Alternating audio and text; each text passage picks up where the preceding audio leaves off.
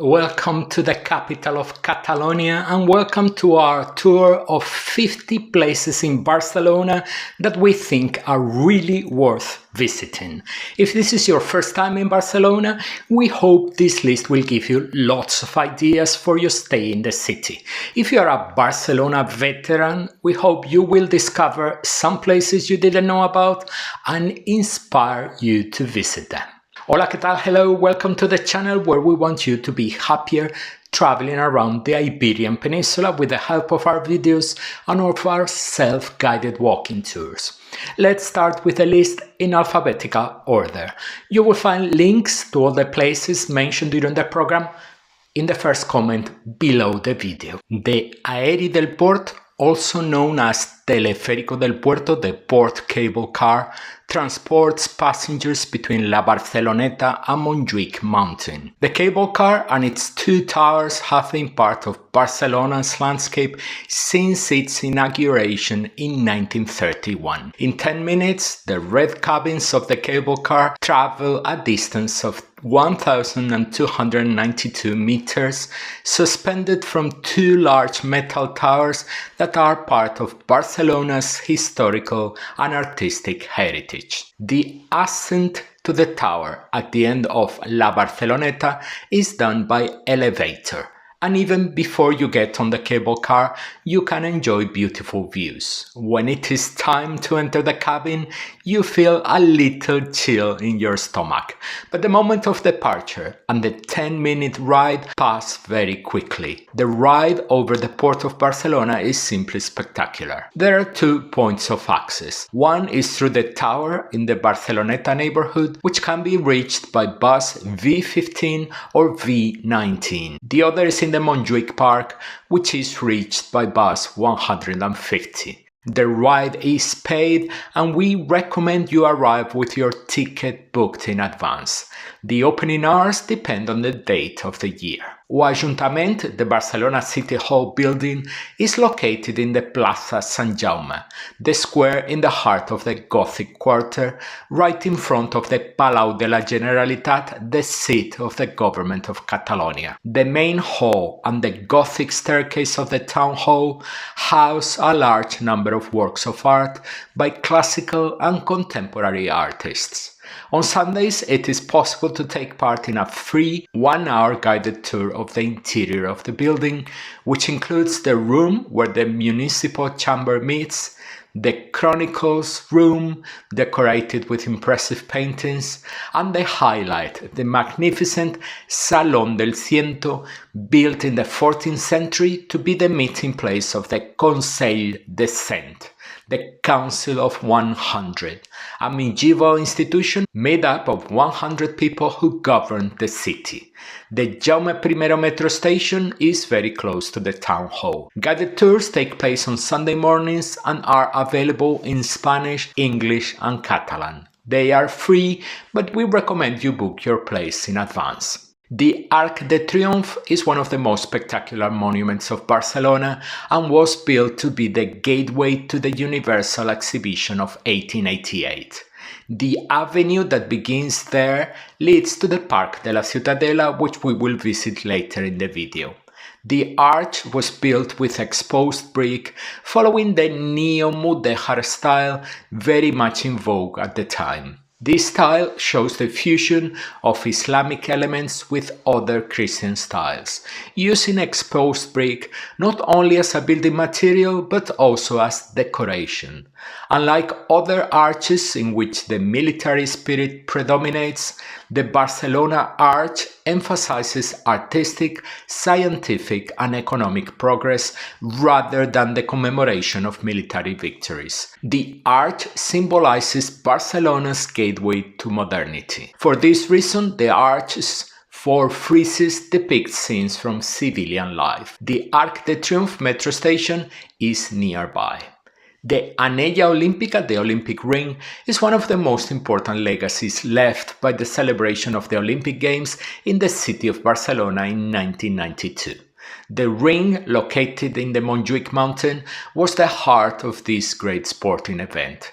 The Olympic Ring brings together a number of important sports and leisure facilities, such as the Olympic Stadium Lluís Companys, the Palau Sant Jordi, a spectacular communication tower, and the Olympic and Sports Museum. Today, numerous sporting events and major music concerts are held at both the Olympic Stadium and the neighboring Palau Sant Jordi. Outside the Olympic Stadium is the Walk of Fame. This walk, which imitates the Hollywood Walk of Fame, pays tribute to prominent personalities from the world of sport, both national and international. Along the way, you can see the footprints of great athletes in history. You will find it interesting to realize that when each athlete left his footprint, he wore the characteristic footwear of his sport. Buses 125 or 150 take you to the Olympic Ring.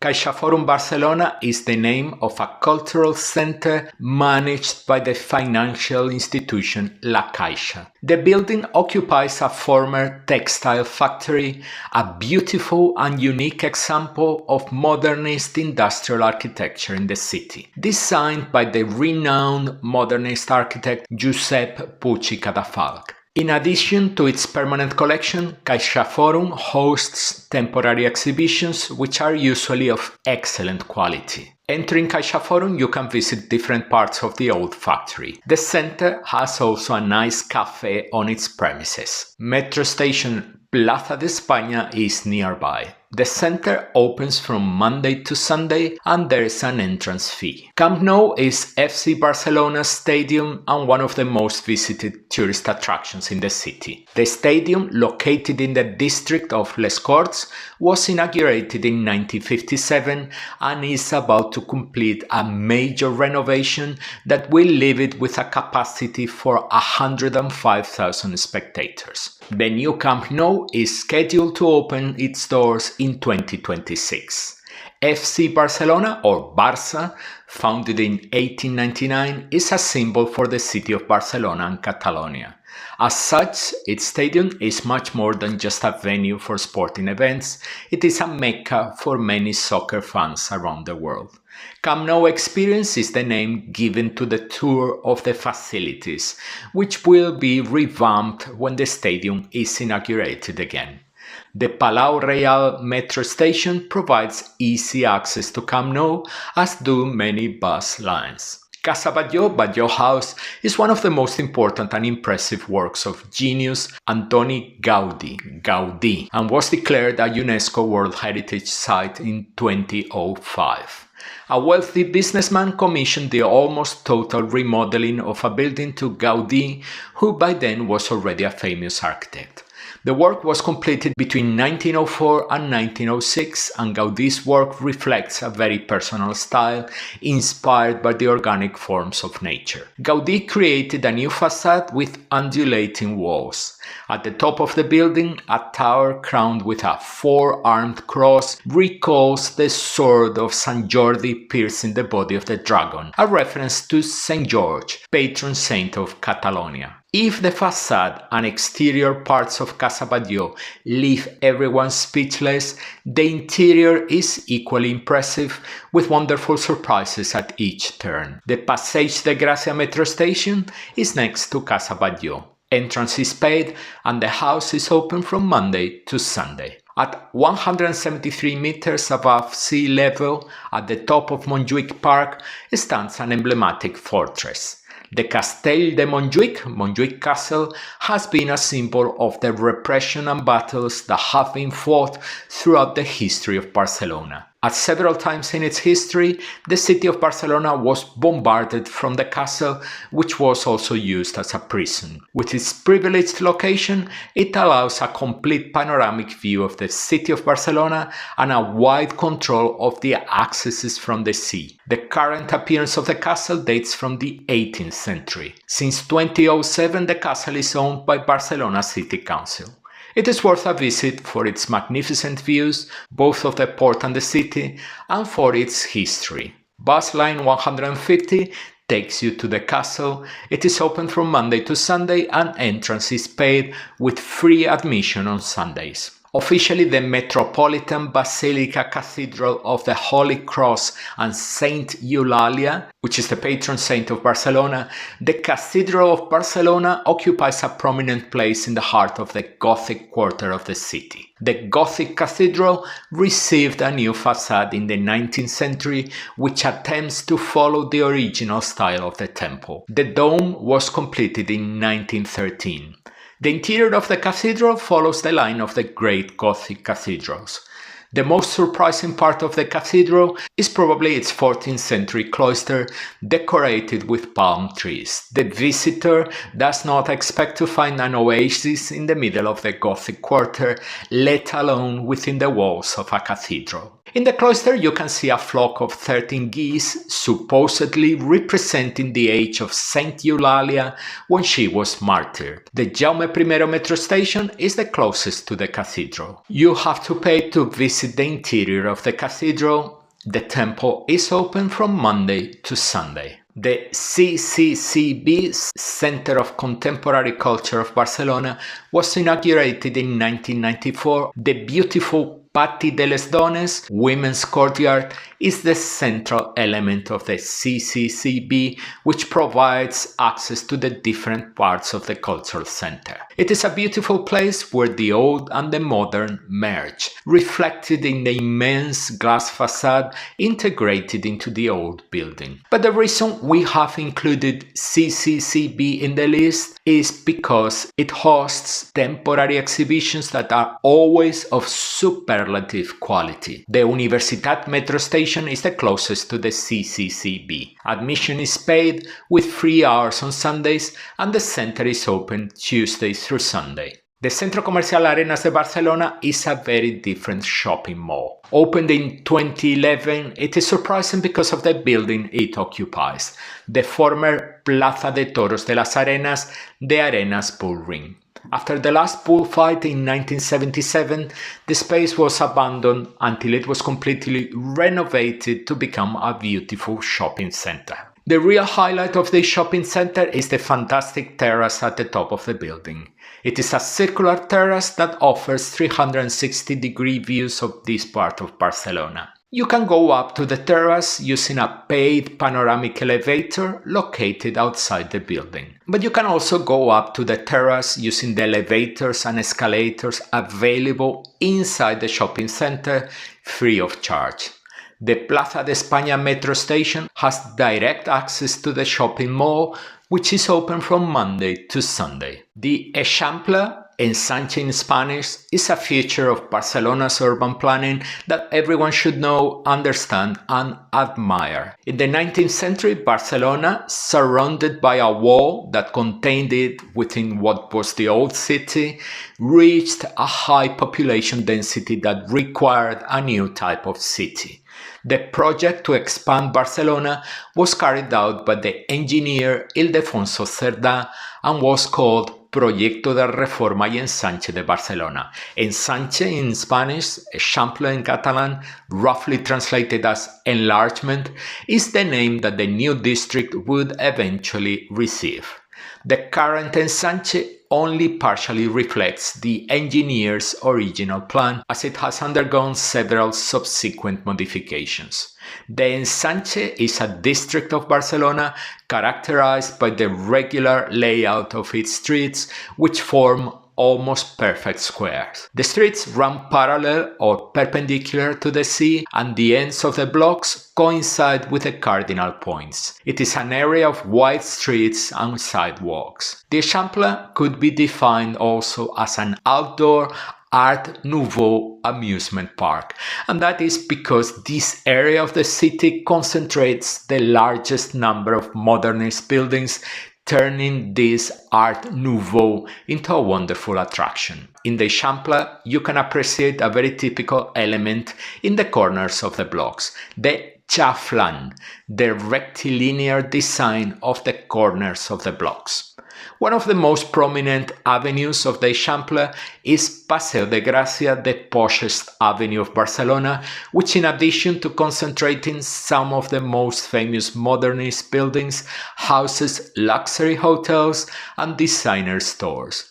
The Eixample district occupies a very large extension of the center of Barcelona and includes many neighborhoods within the district.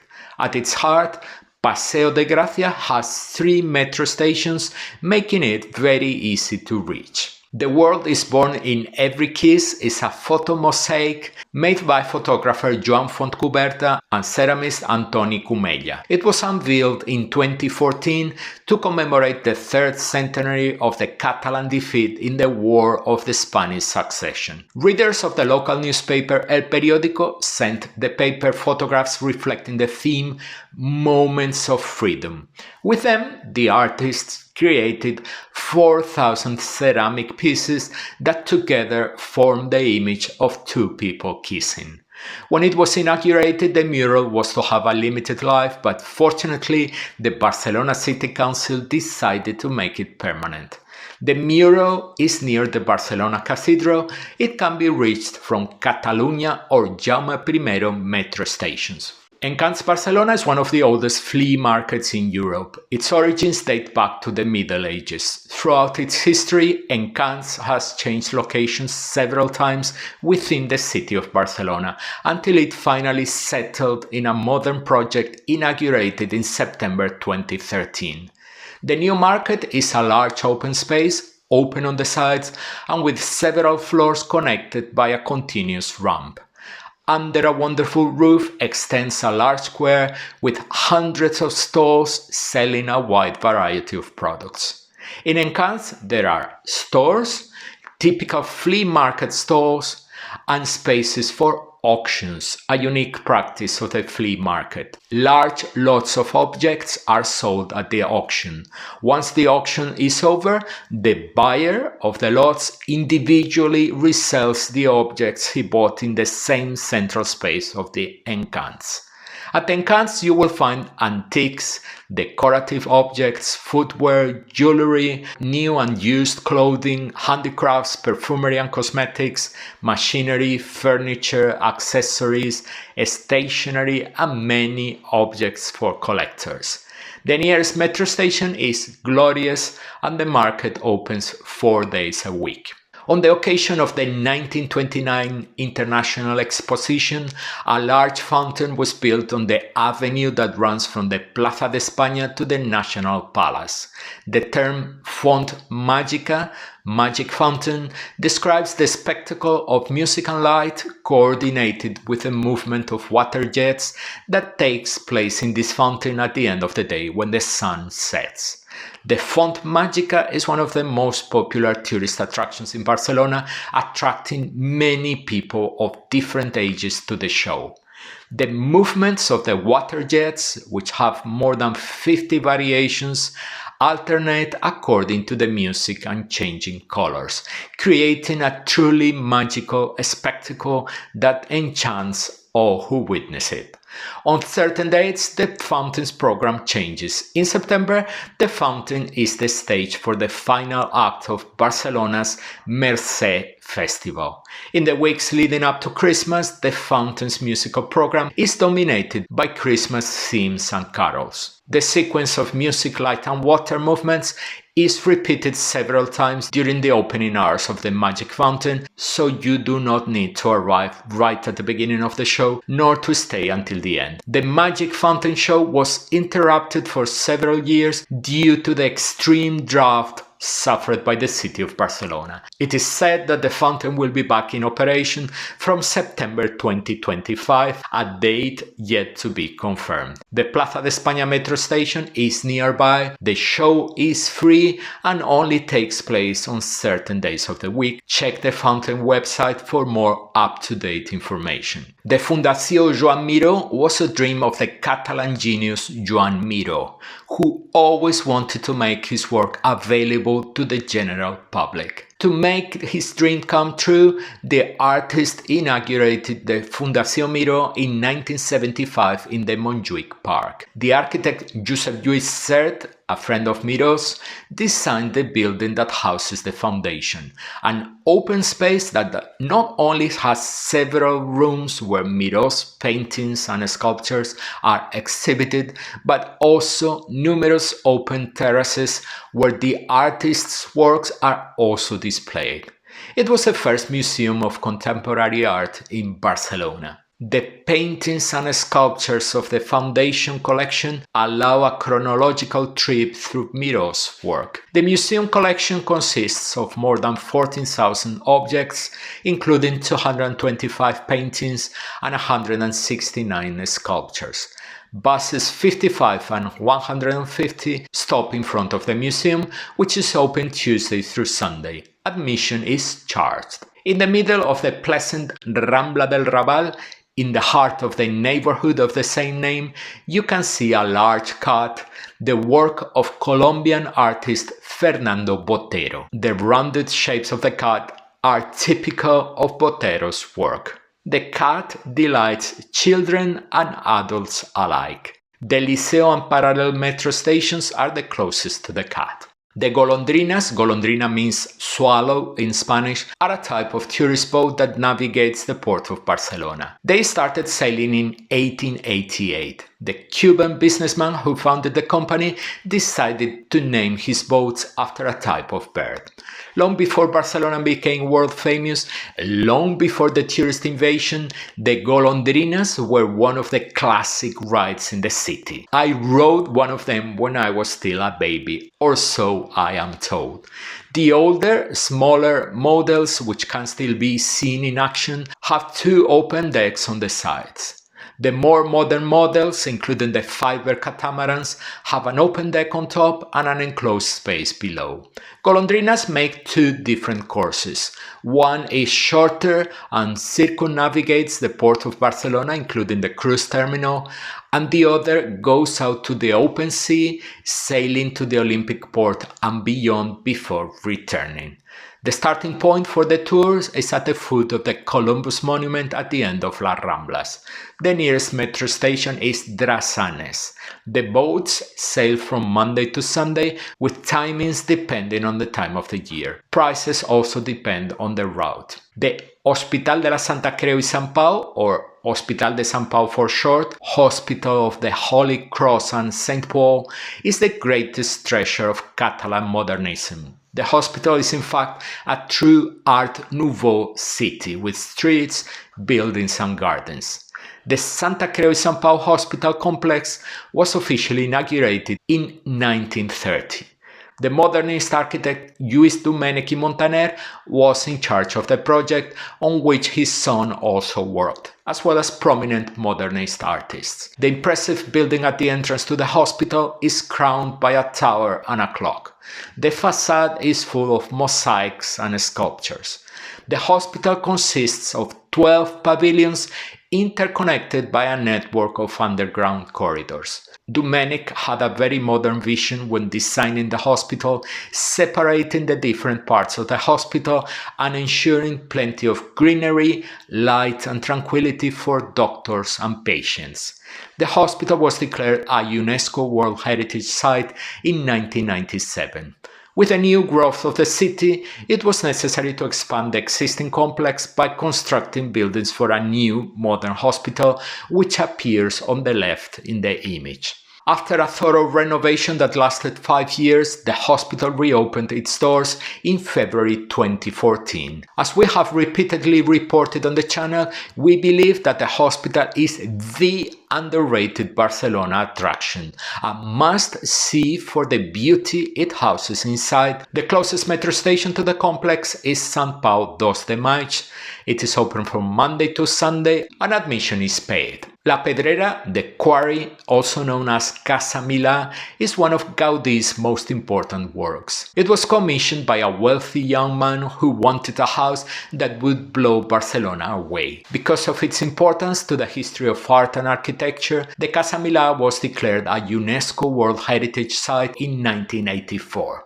The Casa Milà has 3 facades. Gaudi's design unified the facades as if they were one, with their undulating forms reminiscent of a rock struck by the waves of the ocean. The entrance doors combine wrought iron and glass with depictions of organic forms. The floors are distributed around 2 interior courtyards that guarantee light and ventilation. The visit to La Pedrera includes a tour of an apartment furnished and decorated as if it were occupied by a former resident of the building. The attic of the house retains its original appearance with brick vaults. It is currently a space where the work of Gaudí is presented through drawings, models, photographs and audiovisuals. The terrace of La Pedrera is a fantastic space with its different parts connected by stairs and walkways, which follow the unevenness caused by the design of the penthouse roof below. The ventilation chimneys designed by Gaudí look like warriors, their heads adorned with helmets. Metro Station Diagonal is the closest to La Pedrera, which opens from Monday to Sunday and admission is paid. Las Ramblas is the best known and most popular promenade in Barcelona. Yes, it's tourist central, and yes, if you ask someone from Barcelona, many of them won't remember when was the last time they set foot on Las Ramblas. It's gringo territory, just for tourists. And yet, in its kilometer-long length, from the beginning at Plaça de Catalunya to its end at Port Vell, the old port of Barcelona, there are many interesting places to discover. Despite being a single avenue, each section of Las Ramblas has a different name, such as Rambla de Canaletas, Rambla de los Estudios, or Rambla de San José, which can confuse visitors. That is why you can hear both La Rambla or Las Ramblas. Do your stomach and above all your pocket a favor. Don't eat or drink in the restaurants on Las Ramblas, Barcelona's biggest tourist trap. Several metro stations in Barcelona will take you to Las Ramblas. One of the must-sees on Las Ramblas is the Mercat de la Boqueria, the oldest municipal market in Barcelona, inaugurated in 1840. The most striking feature of the architecture is its metal roof dating from 1914, which divides the space into 5 identical aisles. La Boqueria has more than 300 stalls. Unfortunately, tourism is the driving force between a profound change in the nature of the market, where today is easier to find stalls offering products for tourists such as fruit juice, dried fruits, chocolate, sweets and prepared dishes than stalls offering food for locals. When you visit the Boqueria, you will be competing for space with other tourists, not with locals going about their shopping. Still, do not miss the market because its architecture is very beautiful. The Liceo metro station is very close to the market, which opens from Monday to Saturday. Although it has a spectacular century-old building, the Mercat de Sant Antoni is a great unknown for many of those who visit Barcelona.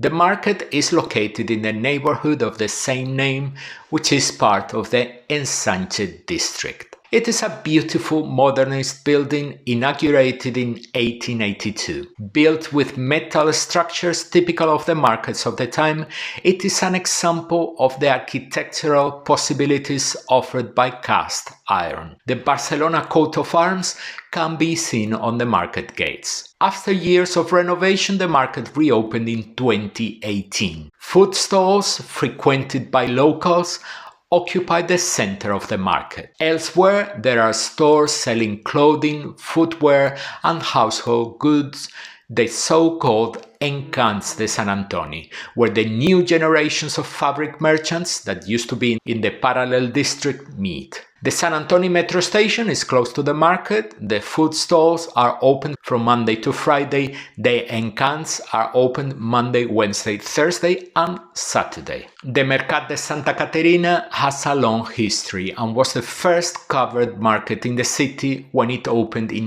1845. The market was remodeled in 2005, and of its original design only the doors remained. The architects responsible for the renovation left an attractive visual imprint on the undulating roof, covered with ceramic mosaics in the colors of the food sold at the market. It was an innovative architectural solution designed to be seen from above, breaking with the aesthetics of the adjoining buildings. The market stalls are frequented by locals who continue to buy fresh, quality food from markets like this one. At the back of the market, there is a small unit of the Barcelona History Museum, tracing the history of Barcelona from Roman times to the most recent remodeling of the market.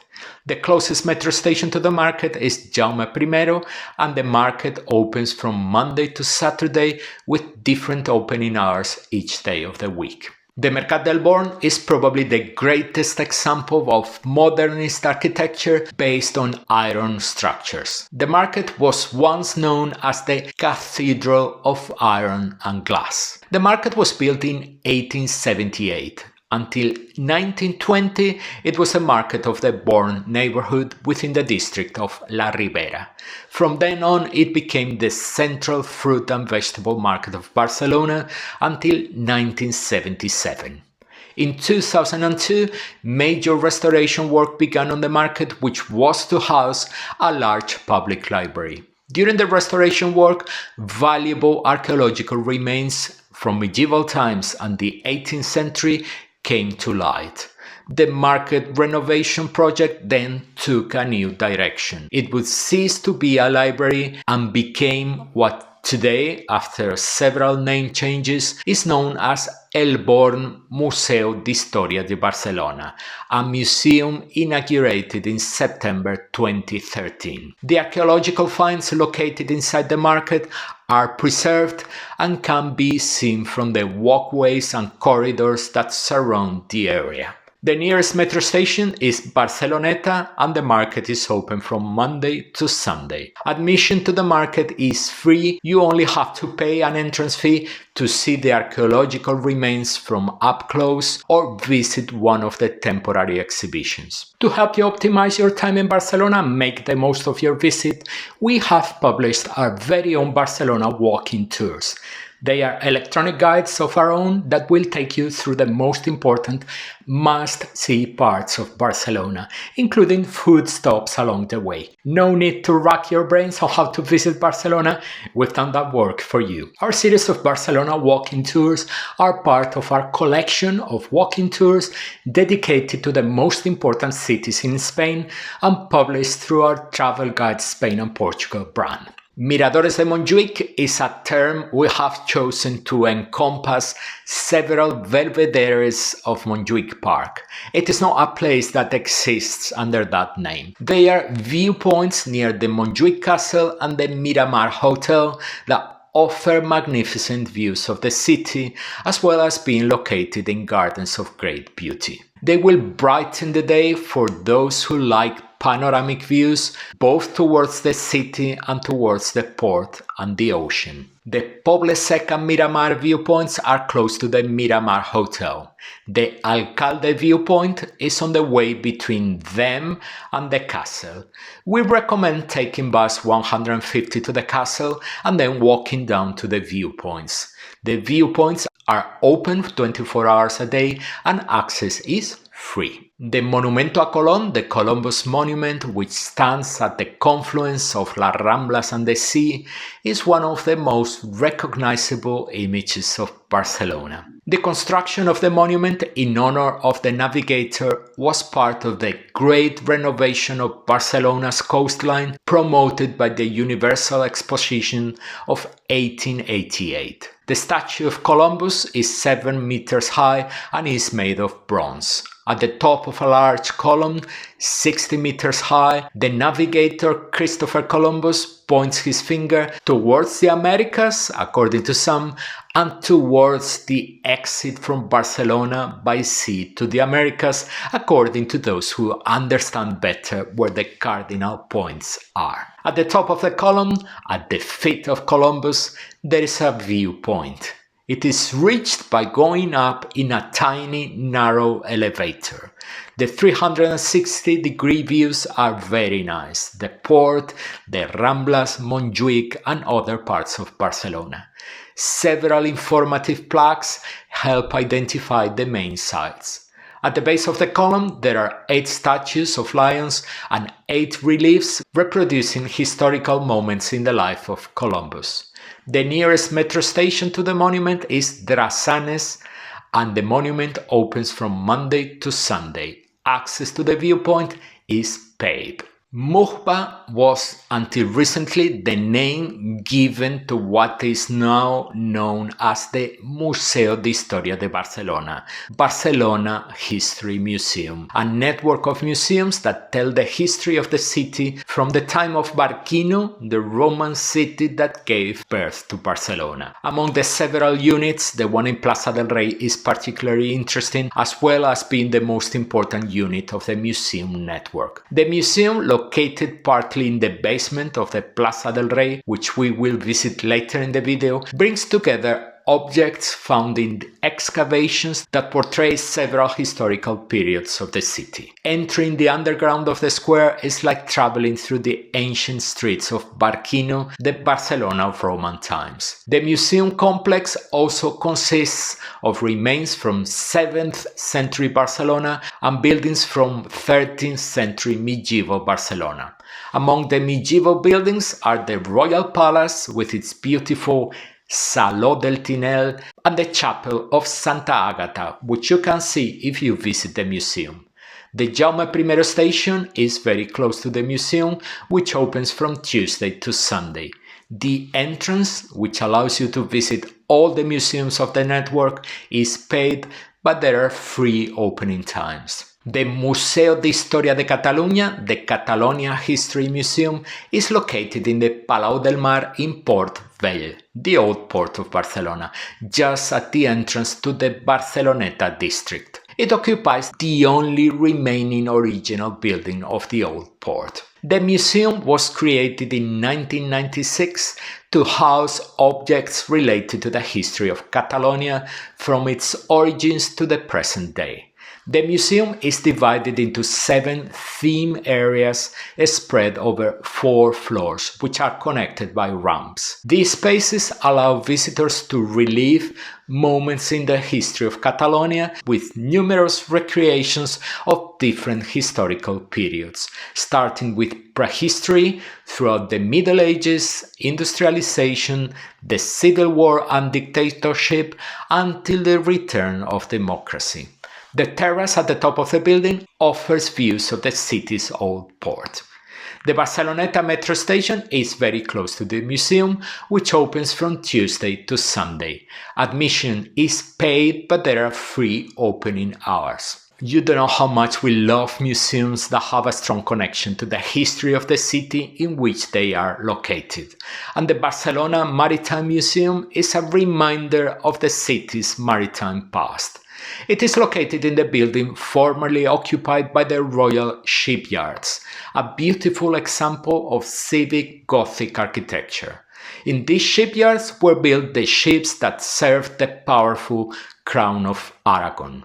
The museum has several models and interactive resources to show what the shipyards were like. Founded in 1929, the museum has a large collection of works that help to understand the connection between Barcelona and the sea throughout its history. Among the works are a wide variety of model ships, including the most important piece in the collection, a spectacular full-scale reproduction of the Royal Galley of Joan of Austria, which participated in the Battle of Lepanto. The pailebote, a type of small schooner, is part of the museum's collection of ships and can be visited in the old port where it is moored. The Maritime Museum has one of our favorite cafes in Barcelona, located in a beautiful garden next to the main building. The Drassanes metro station is next to the museum. It is open from Monday to Sunday. Admission is charged and there are free opening hours. Dominating the landscape of Montjuïc Mountain is the monumental National Palace, home of the Museu Nacional d'Art de Catalunya, the Catalonia National Art Museum, also known as MNACI. Modernist in style, the palace was built to be the center of the Universal Exposition of 1929. The palace underwent a thorough renovation, which was completed in 2004, when the MNAC collections could be exhibited for the first time. The museum collection takes visitors through nearly 1,000 years of Catalan art history. The collection includes paintings, sculptures, decorative arts, and much more. There are sections dedicated to Romanesque, Gothic, Renaissance, and Baroque art, as well as a room dedicated to Picasso. The highlight of the museum is the section dedicated to Romanesque art, probably one of the best in the world, with paintings and sculptures from churches in the Pyrenees Mountains. The museum contains the original paintings that were in the apses of these small churches, which were removed and transported intact from the mountains to Barcelona. There is also a section dedicated to modernism with works by the most important names of the movement. The museum contains pieces of furniture from the most important modernist houses. Visitors to the museum can climb to the terrace of the National Palace. From the top, there are wonderful views of the city of Barcelona.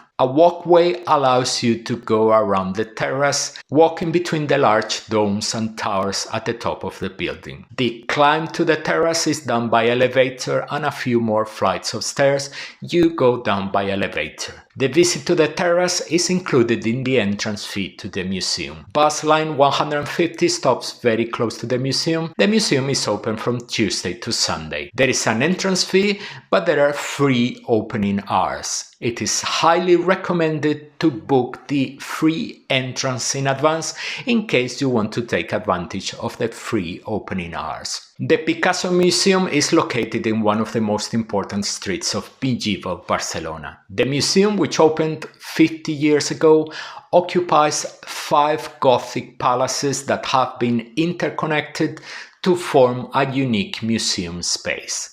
The idea for the museum came from Jaime Sabertés, a personal friend of Picasso. Sabertés wanted the museum to be built in Malaga, but it was Picasso himself who suggested that it should be in Barcelona. Since 2003, Malaga also has a museum dedicated to Picasso with a smaller number of works than the one in Barcelona. A visit to the museum is a combination of viewing Picasso's work and an amazing tour of the beautiful Gothic courtyards of the palaces restored and adapted to house this collection. The museum has more than 3,800 works by Picasso, among which the most important are those created in his youth. The highlight of the collection is Picasso's series of reinterpretations of Velázquez's Las Meninas, the original of which can be seen at the Prado Museum in Madrid.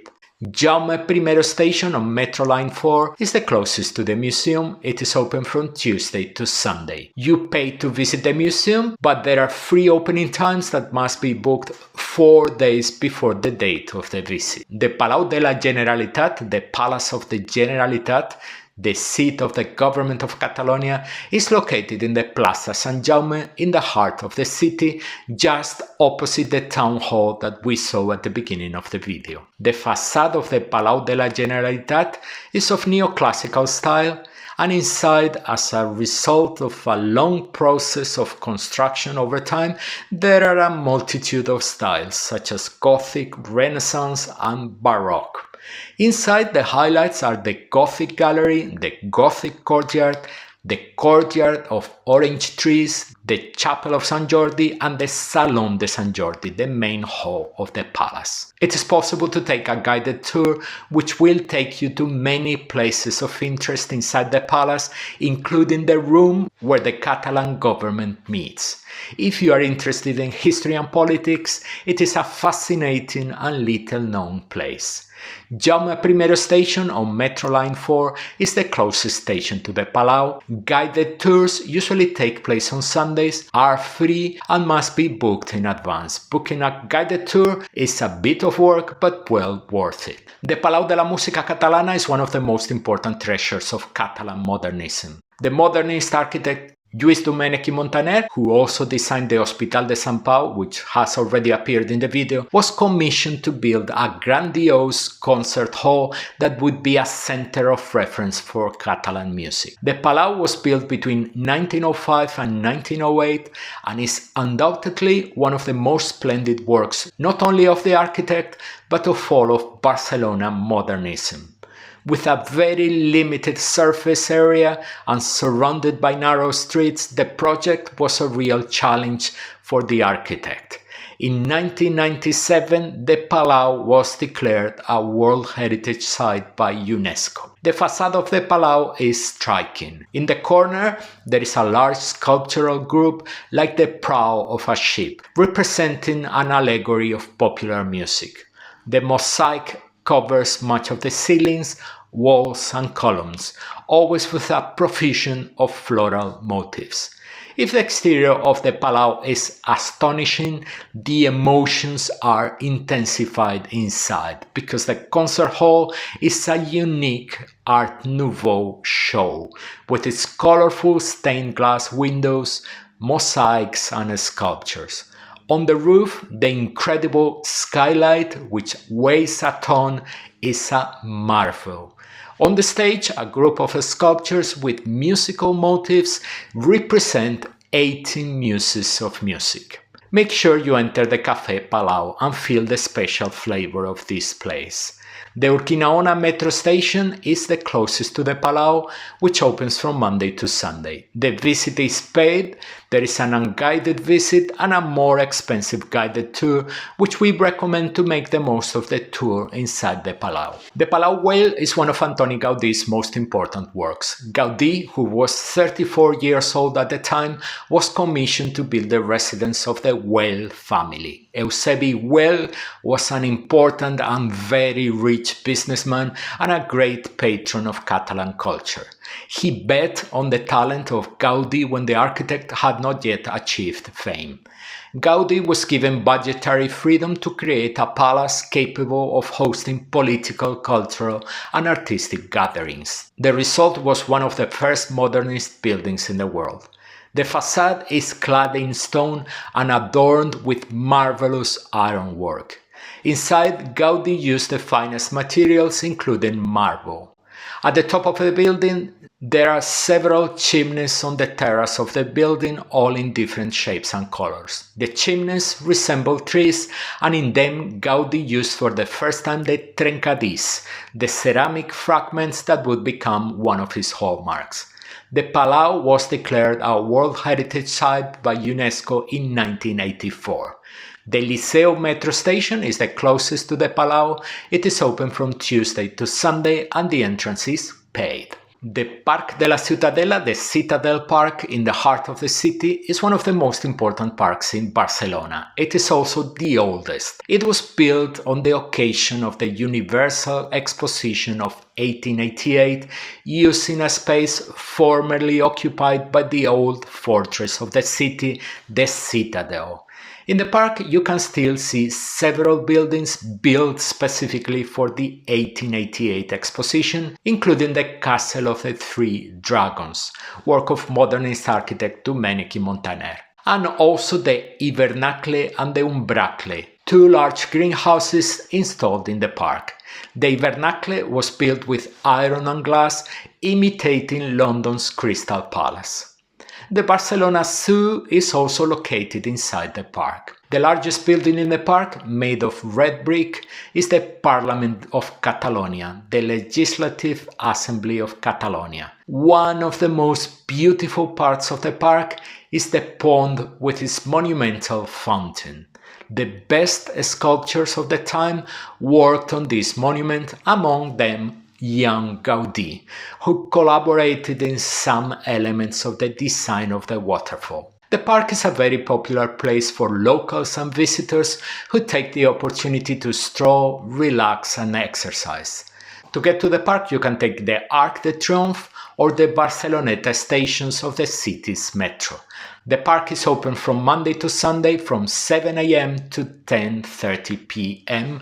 and admission is free. Montjuïc Park is the largest park in Barcelona and occupies a large part of the mountain of the same name. The park has witnessed many important events in the city's history, such as bombings from the castle, the 1929 International Exposition, and more recently the Olympic Games. The park contains gardens, many of them stunning, and viewpoints overlooking the city. We have seen several in the video. There are also important museums such as CaixaForum Barcelona, the Miró Foundation, or the MNAC, which have already appeared on our list, and other highlights such as the Archaeological Museum, the Poble Espanyol, or the reconstruction of one of the most important buildings of 20th century architecture, the Pavilion Mies van der Rohe. The Olympic Ring and the Magic Fountain are also located within the park. To go up the park, you can use the Aeri del Port, which we have already seen, the Montjuïc funicular, or the Montjuïc cable car, which takes you to the top of the castle. Bus line 150 is perfect for touring the park, a park which opens 24 hours a day. There are even escalators to help you on the steepest climbs. A suggestion, go up to the castle first and dedicate the day to complete the descent to the Magic Fountain at the end of the day. At the top of the Collserola mountain range is the Tibidabo mountain. Here you can find the Tibidabo Amusement Park, the amusement park of Barcelona. With more than a century of history, the park belongs to the Barcelona City Council. Visible from many points of Barcelona, the park also offers a spectacular panoramic view of the city. In the park, the attractions of the old park coexist with the more modern attractions without compromising its special charm. One of the park's attractions that will delight the nostalgic is the Museu de Automats, with about 50 automatons dating from the 19th century. As a curiosity, Walt Disney offered a blank check to buy the automaton collection, an offer that was rejected. In addition to the vintage rides, the park now has more modern attractions. At the front of the park, there is a viewpoint with spectacular views of the city of Barcelona. Access to the viewpoint is free of charge. Next to the park is the Templo Expiatorio del Sagrado Corazón, designed by architect Enric Sagnier, which is surrounded by a stone wall. To get to Tibidabo, there is a funicular, which is not part of Barcelona's public transport system. You could also take the Vallvidrera funicular, which is part of Barcelona's public transport system, and at the top station of the funicular, take the minibus line 111, which takes you to the park. Entrance to the park is paid, and the opening times change throughout the year. One of the best known and most beautiful works of the modernist architect Antoni Gaudí is, curiously, the result of an urban planning failure. Eusebi Güell, Gaudí's patron, whom we met when we talked about the Palau Well, commissioned the artist a large real estate project located on a plot of land in the neighborhood of Gràcia, then an independent municipality of Barcelona. The project was intended to create a kind of English-style garden city, a fact that justifies the spelling of park with a K. This bucolic retreat, intended for the relaxation of a few select and wealthy families, generated almost no interest. When the project to build this small urbanization was abandoned in 1914, only 2 houses and the common areas had been built. In 1918, Güell's heirs sold the land to Barcelona City Council, which decided to turn it into a new park for the city. The park was declared a World Heritage Site by UNESCO in 1984. The pavilions surrounding the entrance are inspired by the tale of Hansel and Gretel and were built to house the gatehouse and administration. On the central staircase is one of the most famous icons of Barcelona, the multicolored salamander, also referred as dragon, covered with trencadís, a work made with fragments of glazed ceramic, which, as we mentioned earlier, became one of the hallmarks of Gaudí. At the end of the staircase is the hypostyle hall, which in the original project housed the local market. In the hall, there are 86 columns supporting an undulating roof covered with mosaic. Above, a wonderful square with curved benches. To bridge the uneven terrain within the park, Gaudí created a system of bridges and viaducts supported by twisted columns. Both the bridges and viaducts were designed to accommodate carriages. There are several ways to get to the park. One is to take metro line to Lesseps station and then walk. The park opens for tours at 9:30 a.m. from Monday to Sunday. Closing time depends on the time of the year. Admission is paid, and please note that there are no ticket sales in the park. It is essential to arrive with your ticket purchased in advance. Plaça de Catalunya is the heart of Barcelona, the meeting point between the old neighborhoods of Barcelona and the Eixample. Some of Barcelona's most important streets start here. Until the walls of Barcelona were demolished and the new Ensanche grew, the site was a square on the outskirts of the city at an important point of entry and exit to Barcelona. The plan for the Ensanche did not include a square, but it eventually emerged and became the center of the city. In the square, there are many sculptures by important national artists. Today, the square houses hotels and stores, including an El Corte Inglés store. The square is now a hub for city transportation with metro, train and bus lines. Barcelona's main tourist office is located in the square. The Plaza de España is another magnificent square in Barcelona, built for the 1929 International Exposition. The entire area around Plaza de España was cleared for that exposition and today houses a venue for the Fira de Barcelona, which hosts major national and international trade fairs. Like Plaza de Catalunya, it is a convergence point for major and important avenues in Barcelona and an important transport hub with buses, metro and trains. It is also the gateway to Montjuïc Park. The avenue leading to the park is adorned by two large towers inspired by the towers of St. Mark's Square in Venice. In the center of the square is a monumental fountain, an allegory of the rivers and seas of Spain. At the top of the sculptural ensemble, there is a pyre where a flame burns. The square also houses the Arenas de Barcelona shopping mall, which we have already seen in the video. In Plaza de España, you can find lines 1 and 3 of the Barcelona Metro, and it is also the starting point of the trains to Montserrat. Plaza del Rei, the King's Square, hidden in the Gothic Quarter, is a real-time tunnel that transports us directly to the Middle Ages. It is a monumental square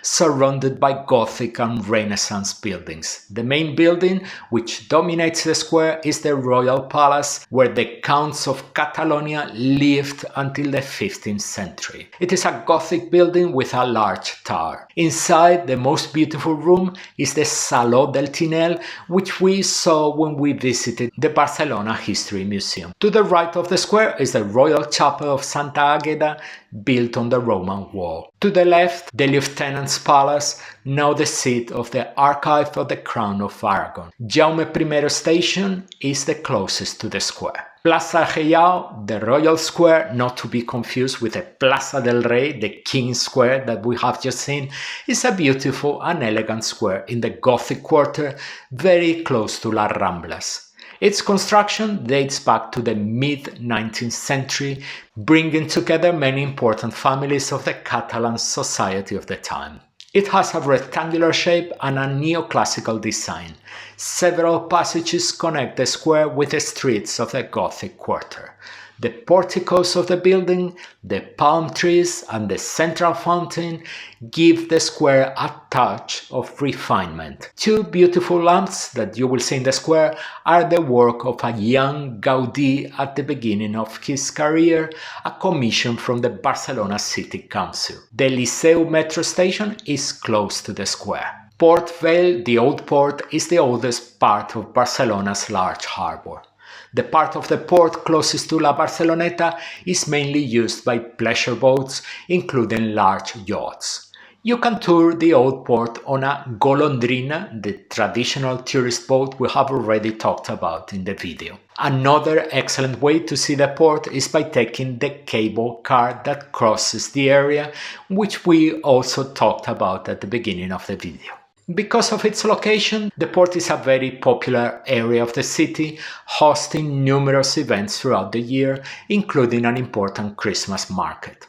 The port is connected to Las Ramblas through an extension known as Rambla de Mar, which connects Las Ramblas with the Mare Magnum shopping mall and the Aquarium of Barcelona. The Rambla de Mar consists of a wooden walkway for pedestrians that leads to the Mare Magnum, full of dining options, some with views of the sea, including the Time Out Market, a very popular choice for tourists. La Rambla de Mar is very lively both day and night. The nearest metro station is Drassanes. No other tourist attraction in Barcelona has captivated visitors from all over the world as much as the incredible expiatory temple of the Sagrada Familia.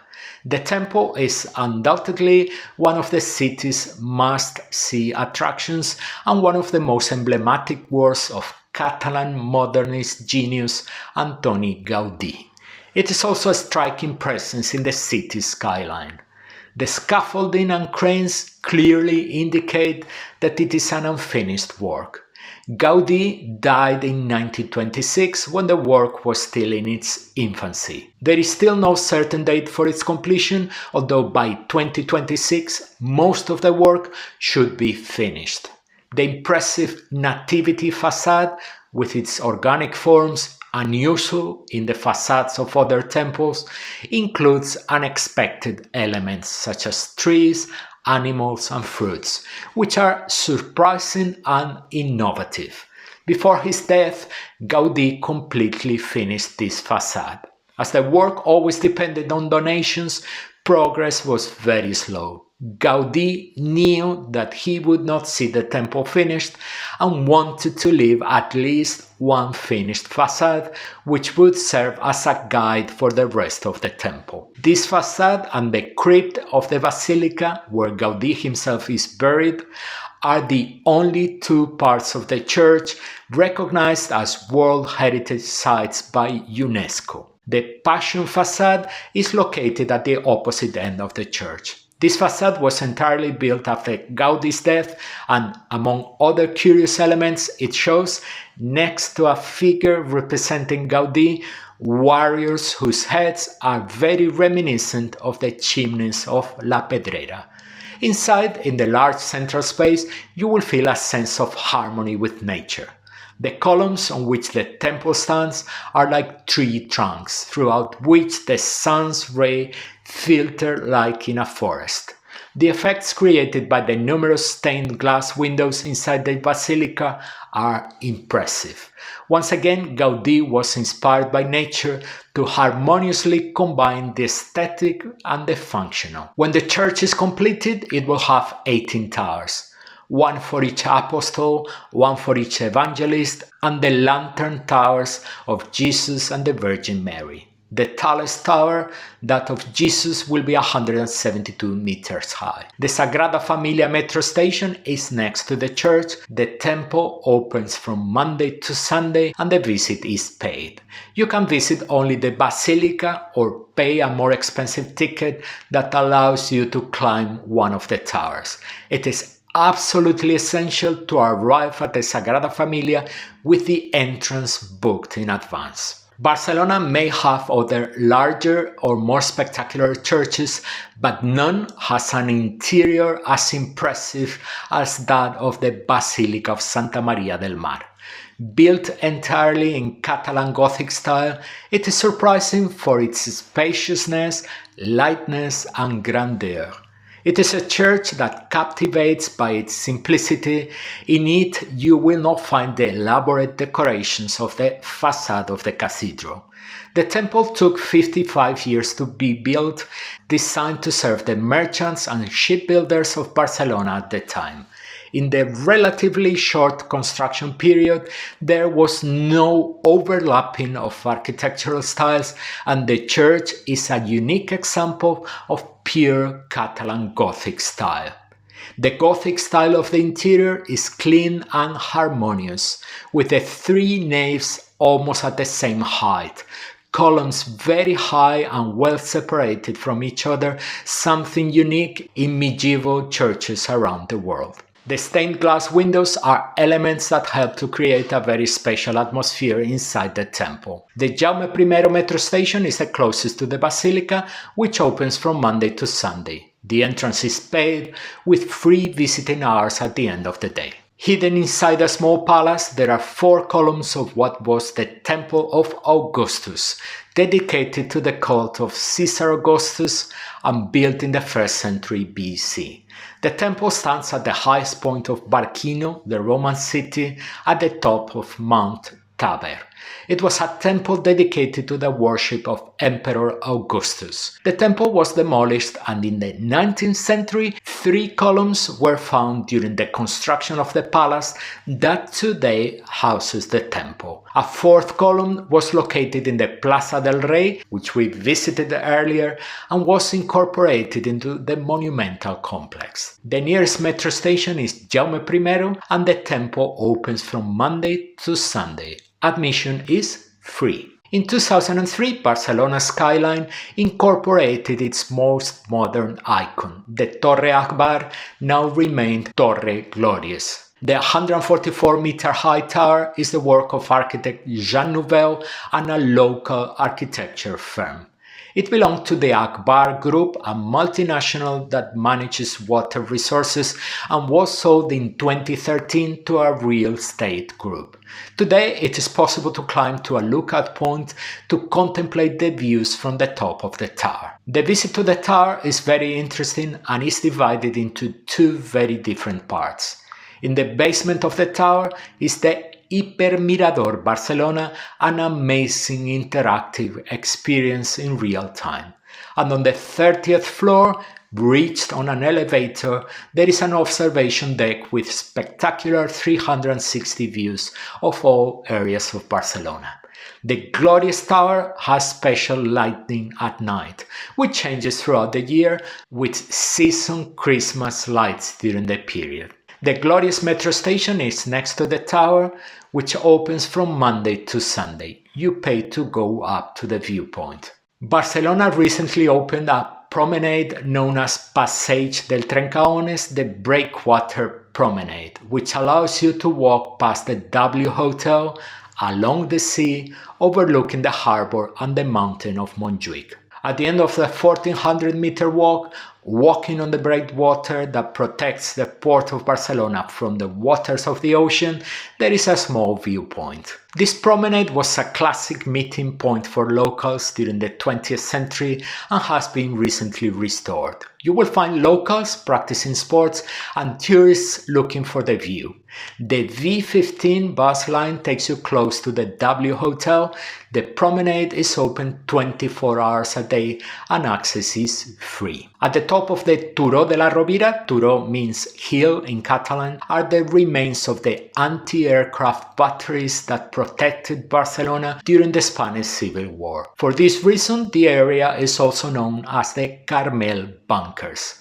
A visit to the Turó de la Rovira combines history with wonderful views of Barcelona. It is one of the great balconies over the city. In 1938, during the Spanish Civil War, an anti-aircraft battery was built on top of the Turó de la Rovira. The objective was to defend Barcelona from the constant bombing by Franco's air force. The fascist bombings caused much destruction in Barcelona during the war. At the end of the war, the site occupied by the batteries was transformed into improvised housing occupied by immigrants, giving rise to the neighborhood of Los Cañones, the guns. The neighborhood was abandoned in 1990. In the 21st century, work began on the recovery and restoration of the battery structures with the aim of preserving the witness of Barcelona's most recent historical past. The works were completed in 2011 when the new space was inaugurated, which today is part of the Barcelona History Museum. Here you will find information about both the Civil War and the houses that occupied the hills decades later. In recent times, the Turó de la Rovira has become one of the great places in the city to contemplate the end of the day. Crowds of locals and tourists, especially young people, go there to contemplate the city bathed by the last rays of the sun. Unfortunately, along with a large influx of visitors has come vandalism, much to the dismay of local residents. Bus number 22 drops you off near the Turó. The hill is free to visit and is open from Monday to Sunday. The museum, which is free to visit, is only open a few days a week depending on the time of the year.